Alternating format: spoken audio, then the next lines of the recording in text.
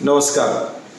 कोल्हापूर आणि या आजूबाजूच्या सर्व जिल्ह्यातल्या सोलापूर असेल, सांगली असेल, सातारा असेल, रत्नागिरी असेल, सिंधुदुर्ग या सगळ्या जिल्ह्यातल्या लोकांची 40 वर्षाची मागणी कोल्हापूरमध्ये खंडपीठ व्हावं, सर्किट बेंच व्हावं ही भूमिका होती.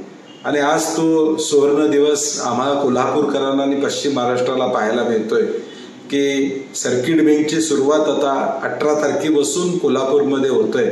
मला मनापासून देशाचे सरन्यायाधीश आदरणीय गवई साहेब असतील आणि या प्रक्रियेमध्ये असणाऱ्या सर्व या निर्णयापर्यंत आणण्यासाठी ज्यांनी सहकार्य केलं त्या सर्वांचं मनापासून मला धन्यवाद द्यायचे. विशेष करून हा लढा कोल्हापुरातल्या वकिलांनी कायमपणे तेवत ठेवला. कोल्हापूरमध्ये हा निर्णय झाला पाहिजे ही भूमिका कायमपणे ठेवली आणि या संघर्षाला आज यश आलं.